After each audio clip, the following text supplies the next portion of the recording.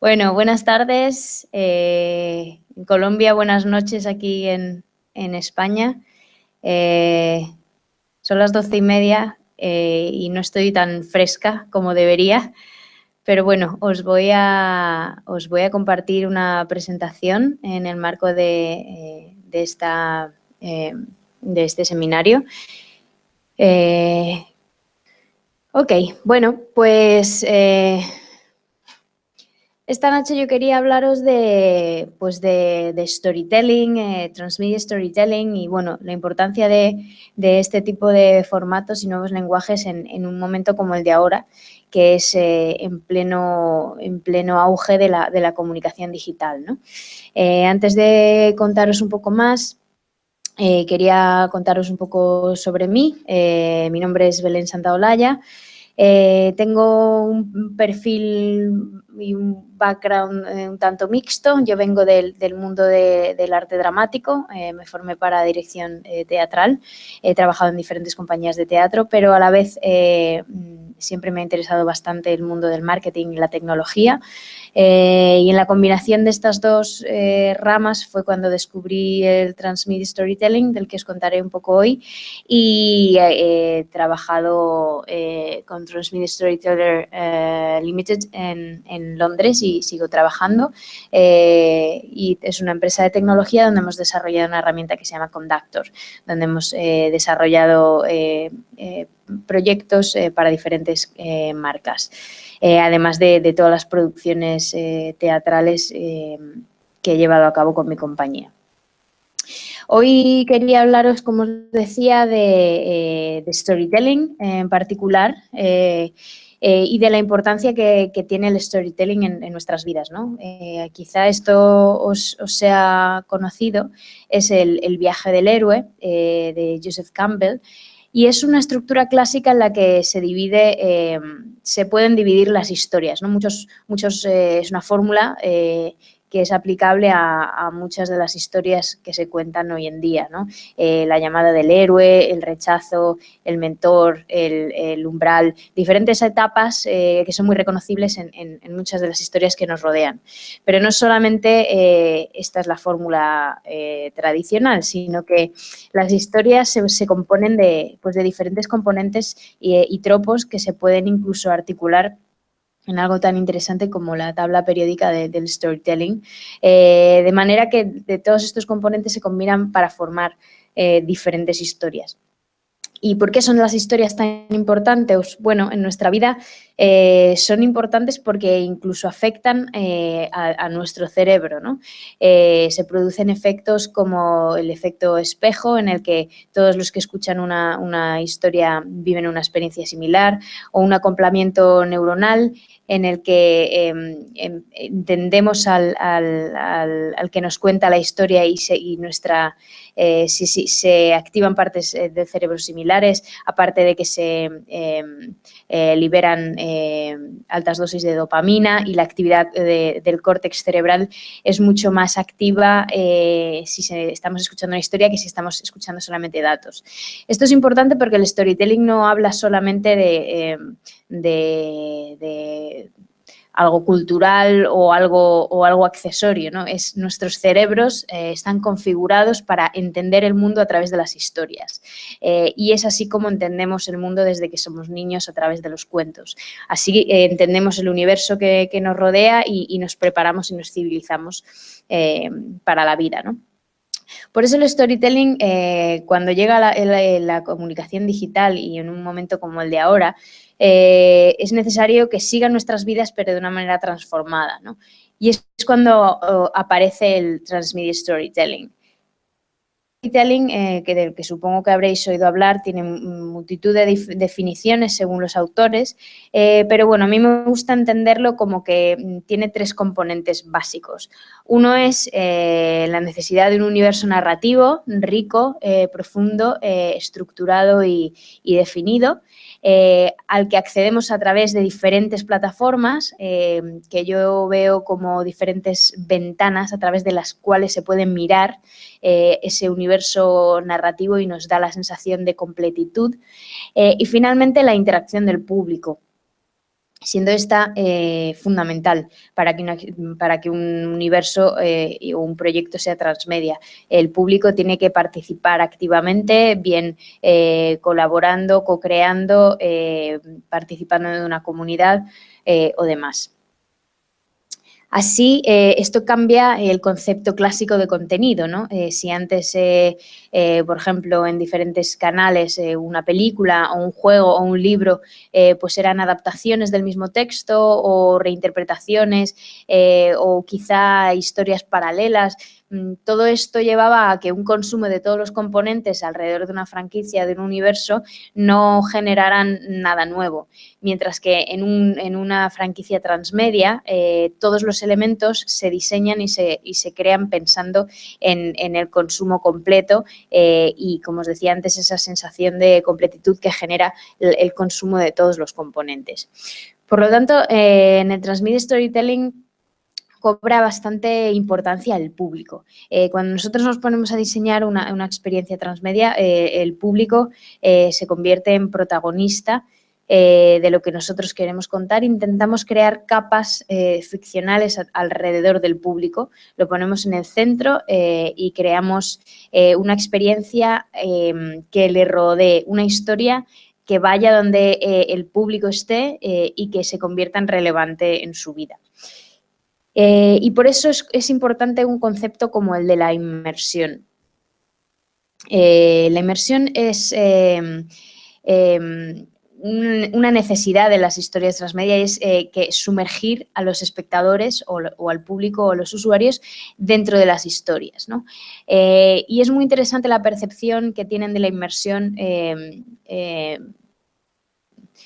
dos profesionales como Rigby Ryan, que escribieron un libro que se llama Glued to Games, que básicamente lo que hace es estudiar el impacto de los videojuegos en los usuarios, es decir, la inmersión que generan los videojuegos y por qué no podemos parar de jugar, ¿no? Y esta inmersión la reducen Rigby Ryan a tres grandes efectos. Una es la presencia física, en la que el participante se siente físicamente transportado al entorno de la narración, es decir, del videojuego. Otra es la presencia emocional, por la que el participante empatiza con los personajes o incluso se convierte en ellos y siente como ellos. Y finalmente la presencia narrativa, es decir, que el usuario tiene agencia, entendiendo por agencia la capacidad de afectar la historia, ¿no? Es un mecanismo bastante habitual dentro de un videojuego, ¿no? Estos tres componentes de estas tres presencias tan habituales en los videojuegos son los que nos intentamos llevar siempre a la creación de un universo transmedia, tanto la implicación física como la emocional como la narrativa. Y esto es algo que nosotros tenemos en cuenta cuando creamos nuestras experiencias. Como os había dicho al principio, yo trabajo para Conductor. Conductor es un software que permite crear este tipo de experiencias transmedia multiplataforma, ¿no? Conductor funciona como un backend, como una inteligencia en la nube que es invisible para el usuario, que genera las mecánicas de juego y de historia, tiene una base de datos de todos los usuarios, publica contenido y monitoriza los eventos a los cuales responde a través de diferentes canales que sí son visibles para la audiencia. Conductor se conecta pues, a diferentes plataformas conocidas como Facebook, Twitter, YouTube y demás, además de emails, aplicaciones, Internet de las cosas, wearables como Fitbit y demás, ¿no? Y todos estos elementos se armonizan y se conjugan para contar historias en diferentes canales. Por eso se llama Conductor, entendido como director de orquesta, que armoniza todas estas comunicaciones y les da un sentido, ¿no? Después de esta pequeña introducción de cómo afrontamos este tipo de experiencias, os traigo hoy dos proyectos concretos. Uno es 19 Reinos, que es un universo transmedia inspirado en Juego de Tronos, y el otro proyecto es El proceso de Kafka, que es una adaptación transmedia teatral sobre la novela de Kafka el proceso. Así que os voy a pasar a contaros un poco más de la entidad de los proyectos para que veáis las posibilidades y cómo las nuevas tecnologías nos permiten crear historias saliéndonos de los marcos tradicionales, ¿no? 19 reinos, como os decía, es una experiencia que surge para... se diseña para Canal Plus, que es una emisora española que lanza contenidos, en este caso de HBO. Y para el lanzamiento de la 4ª temporada de Juego de Tronos se creó toda una experiencia transmedia en la que se invitaba a los usuarios a participar y a formar parte de este universo, ¿no? Esta experiencia constituida a través de diferentes componentes, en especial pues una página web, una serie de televisión, eventos físicos, una webserie de 5 episodios, eventos online y un gran componente en redes sociales.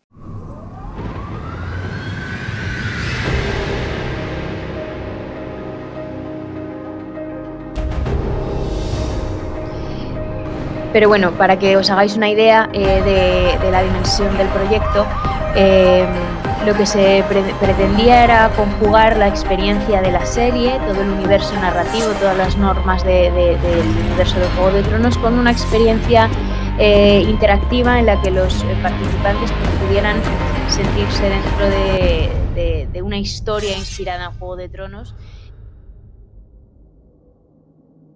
Na, na, na, na, na, na, na, na.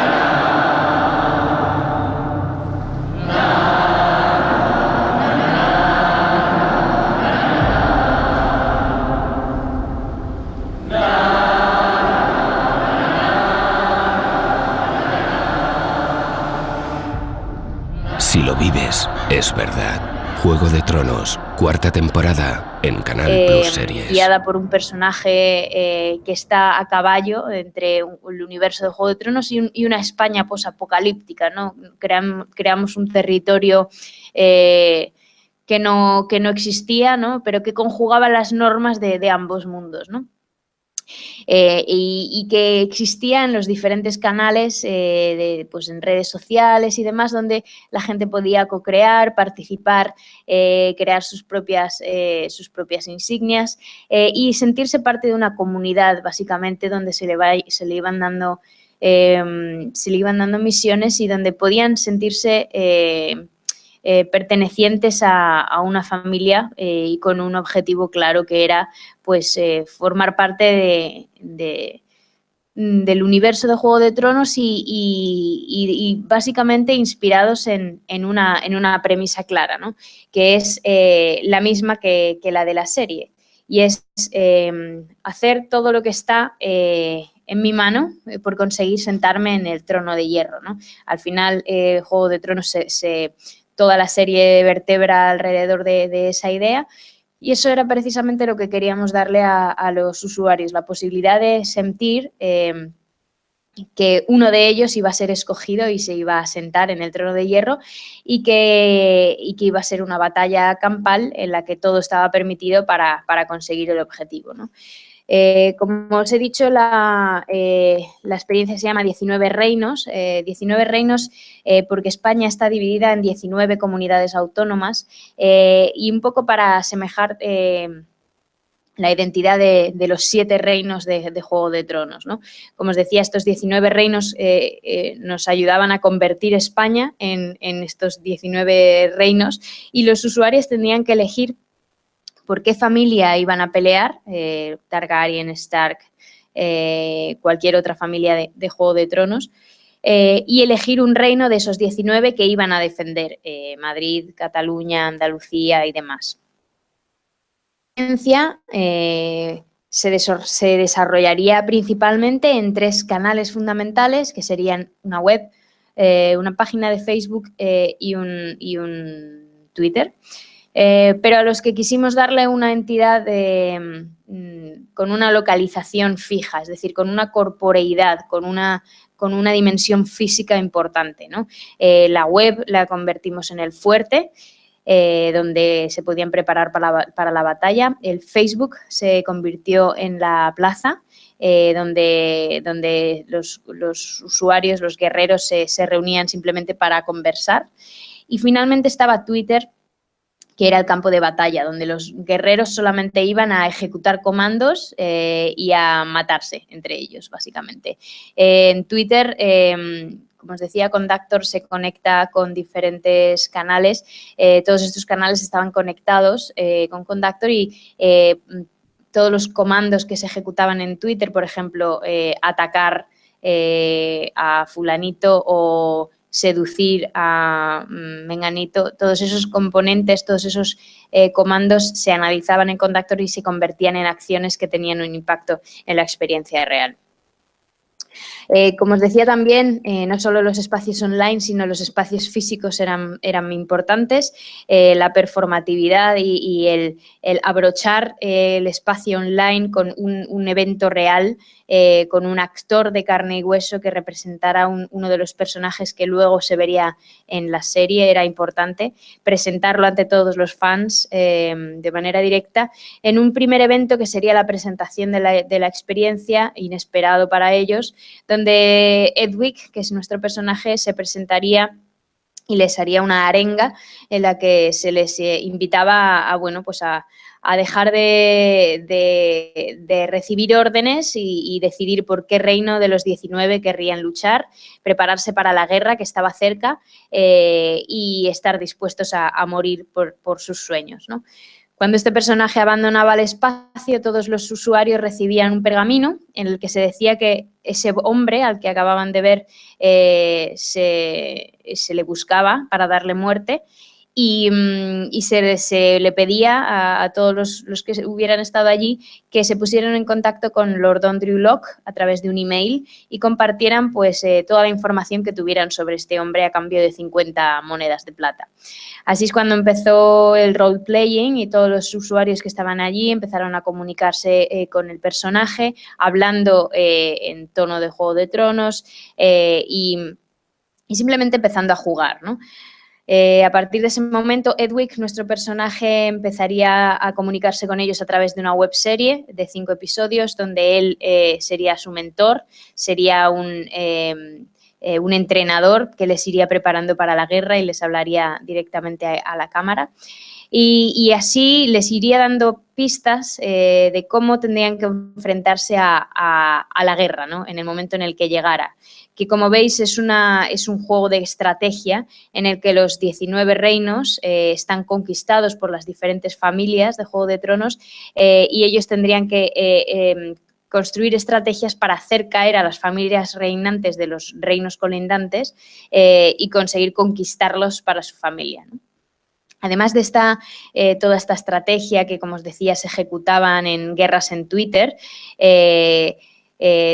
había un gran sentido de comunidad, como habéis visto en el vídeo, en el que los usuarios creaban sus propias imágenes como user-generated content e incluso pues los gobernantes de los reinos pues, generaban sus propios edictos y sentaban sus propias normas en un momento en el que incluso hicieron que la comunidad pues fuera algo suyo, ¿no? Ellos tomaron la premisa del juego y lo convirtieron en un territorio propio, haciendo que el Transmedia Storytelling cobrara un sentido más social, ¿no? Para finalizar la experiencia, en un evento que tuvo lugar en la Plaza de Callao en Madrid, en el que el superviviente a todas las guerras que se ejecutaron durante meses, pues sería uno de los participantes al que trajimos de las Islas Baleares de España, ya que fue el único que consiguió sobrevivir a las batallas y le coronamos y le sentamos en el trono de hierro, como habíamos prometido en un principio, de manos de Edwig, nuestro personaje conductor.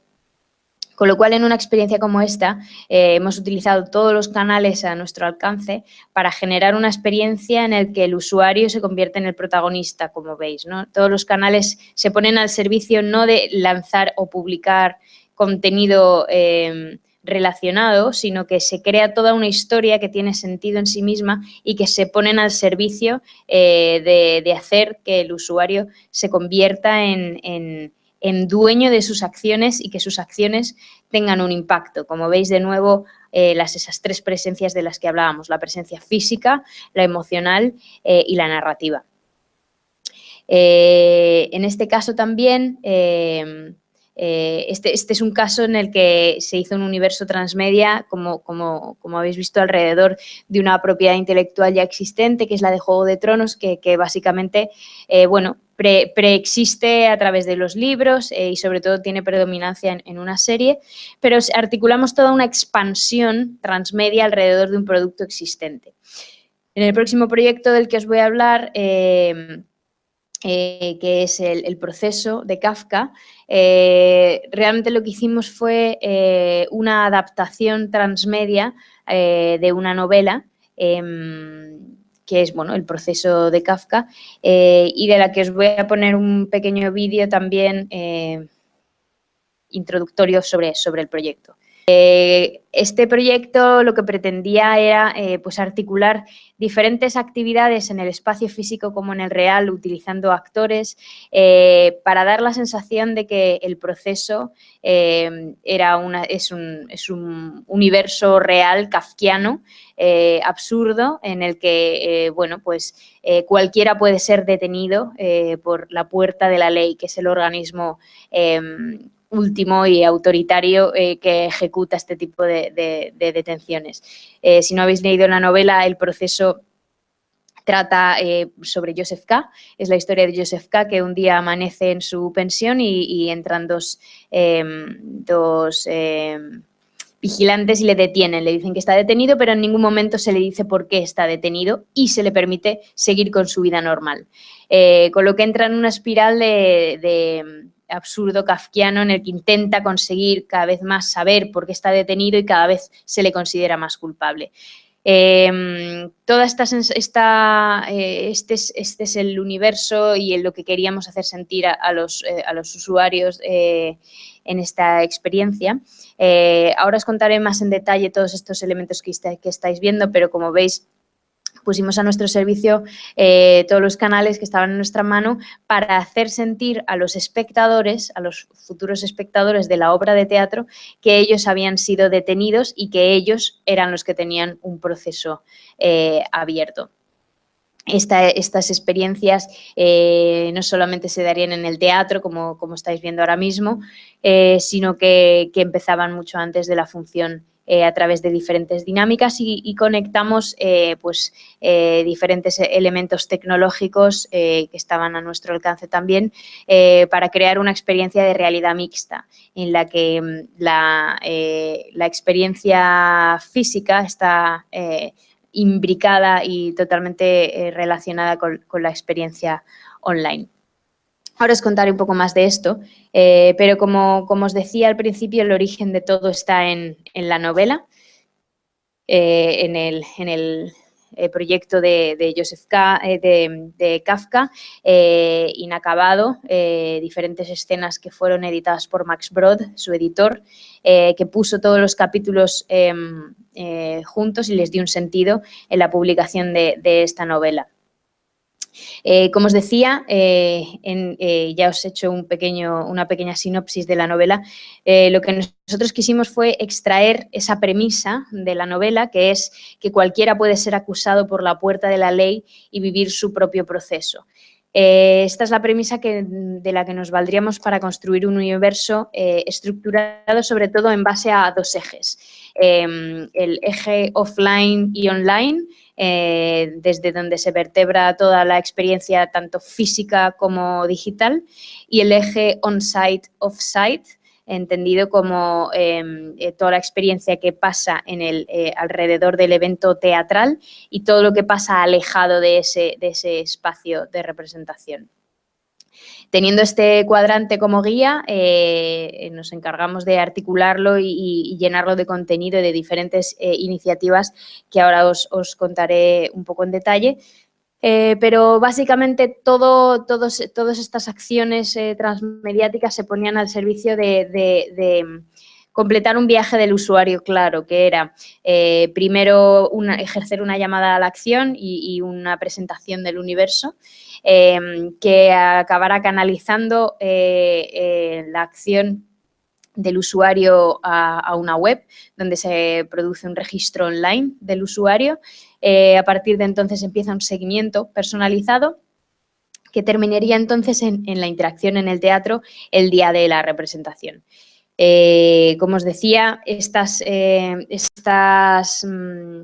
actividades, muchas eran off-site, offline, como una pegada de carteles en todos los espacios de la ciudad, con una identidad visual muy relacionada con Escher y también con una visual kafkiana laberíntica, donde utilizábamos los carteles no para decir que tal obra de teatro se iba a estrenar tal día en tal lugar, sino como un mecanismo intranarrativo para meter al usuario en la experiencia, ¿no? Estás detenido, lapuertadelaley.com, una campaña de reclamo que sería acompañada también de una exposición donde invitaríamos a artistas locales a colaborar a través de una biblia transmedia, un pequeño brief que se les dio con los parámetros del universo y se les invitó a crear alrededor de la idea de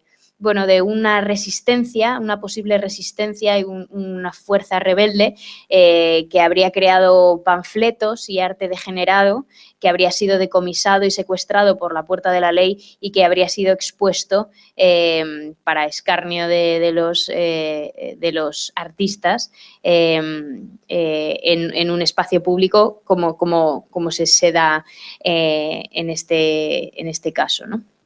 No solo en espacios públicos de interior, sino en espacios públicos de exterior. Llevamos a cabo diversas acciones como los vigilantes, que saldrían a la calle para crear citaciones judiciales y dárselas en mano a los viandantes, personalizadas, donde se les decía que estaban detenidos y que tenían que acudir al tribunal. A la vez que creamos diferentes paquetes para magistrados, que serían una selección de influencers, a los que enviamos una carta invitándoles que habían sido elegidos magistrados, que tenían que acudir a la audiencia de Joseph K. Se les enviaba una ficha policial de Joseph K. y un carnet personalizado individual en el que se les nombraba magistrados, ¿no? También habría una presencia fuerte en diferentes plataformas como Tinder, donde uno de los personajes de la obra que se siente muy atraída por los acusados, pues se creó un perfil donde empezamos a generar conversaciones con extraños a los que invitábamos a hacer el interrogatorio en la web de la Puerta de la Ley. Como os he dicho antes, todas estas acciones estaban encaminadas a fomentar un registro de la web. También se vería un perfil en Airbnb, la plataforma de alojamientos temporales, donde creamos otro personaje que también está en la novela y también está en la obra de teatro, en la habitación de la casa del abogado, donde en la propia descripción y en las fotos utilizadas ya seguíamos contando parte de la historia. O incluso en una plataforma como Wallapop, que es bastante popular en España de venta de productos de segunda mano, donde venderíamos lotes de ropa de acusados detenidos y eliminados por el tribunal. Así como os decía antes, la experiencia canaliza al usuario para acabar en la web de la Puerta de la Ley, que la web es en sí misma una adaptación de la novela, a través de preguntas frecuentes, memorias y procedimientos del tribunal, grabaciones, noticias y demás. laberíntica en sí misma, en la que, bueno, la gran llamada a la acción era el acceso al interrogatorio, donde les hacíamos preguntas fundamentales a los participantes sobre su inocencia, su culpabilidad, cómo les llamaban de pequeños, cuáles son sus peores pesadillas y demás, ¿no? Diferentes información personalizada, ¿no? Entonces entraba en juego Conductor de nuevo, como os decía, esto es Conductor, la herramienta con la que trabajo, y que básicamente estaba analizando diferentes métricas. En este caso, pues al completar un formulario comenzaría todo un proceso de seguimiento y de personalización, por lo que 10 días antes de que la persona que hubiera hecho el interrogatorio acudiera a la representación teatral, empezábamos a enviarles emails, empezábamos a enviarles SMS, emails personalizados donde utilizábamos datos e información que ellos habían proporcionado en el propio cuestionario. Incluso llegábamos a hacer llamadas telefónicas pregrabadas que incluso se desarrollaban a las 3 o las 4 de la mañana, llamábamos a los espectadores con pues, algunos mensajes de sabemos lo que estás haciendo, tu proceso acaba de empezar y demás, ¿no? Generando esa sensación de ese universo apremiante y asfixiante del que no se puede escapar. Por lo que cuando los espectadores llegaban al teatro el día de la representación, ellos habían recibido un número de expediente previamente y uno de los actores les preguntaba cuál era su número de expediente, que al meterlo en un smartphone, como os decía, subía a la nube, se chequeaba en Conductor si esa persona había hecho el interrogatorio o no lo había hecho, si se había declarado inocente o culpable. Esto encendía una luz de un color y les mostraba el camino que tenían que seguir, ¿no? Algunos tenían que hacer el vídeo interrogatorio, como veis son unas cabinas especiales con unos iPads y un elige tu propia aventura en vídeo interactivo, donde ellos son interrogados por uno de los vigilantes, el supervisor, y van contestando diferentes preguntas de manera interactiva en una tablet. Lo interesante es que tanto las respuestas del interrogatorio previo en la web como las respuestas en las cabinas, todo eso era enviado a la nube, recogido por Conductor, y todas esas respuestas se enviaban a los actores a través de smartwatches. En sus relojes recibían información de los espectadores sobre cómo les llamaban de pequeños, cuáles son sus peores pesadillas y demás, de manera que los actores sabían información de ellos y a quién se refería. Por lo tanto, eso daba pie a la improvisación y se les acercaban en algún momento y les susurraban cosas como sé que tienes miedo a las arañas o así que de pequeño te llamaban perico y demás, ¿no? Generando de nuevo esa misma idea de que la puerta de la ley lo sabe todo sobre ti y de que no puedes escapar del proceso, ¿no? De manera que cuando llegaba la obra de teatro, los espectadores habían vivido en sus propias carnes el mismo proceso que vive Joseph K. en la novela y por el que transcurre en la obra de teatro. De modo que la experiencia es totalmente diferente cuando lo has vivido en tus propias carnes. Así que, bueno, este es el proceso. No tengo mucho más que contaros, solo quería terminar con una reflexión bastante interesante de Nietzsche, que viene a decir que no hay ningún ser detrás del hacer, del actuar o del devenir. El agente ha sido ficticiamente añadido al hacer. El hacer es todo. Es interesante porque nos plantea que somos porque hacemos, no somos nada si no hacemos, y creo que eso es algo fundamental que nos permiten las narrativas transmedia, y es que al convertir al público en un elemento interactivo, el público hace y haciendo se conoce a sí mismo y se siente realizado. Por lo que creo que es definitivamente el futuro en un momento como este, y la utilización de la tecnología nos va a permitir llevar al espectador a lugares insospechados.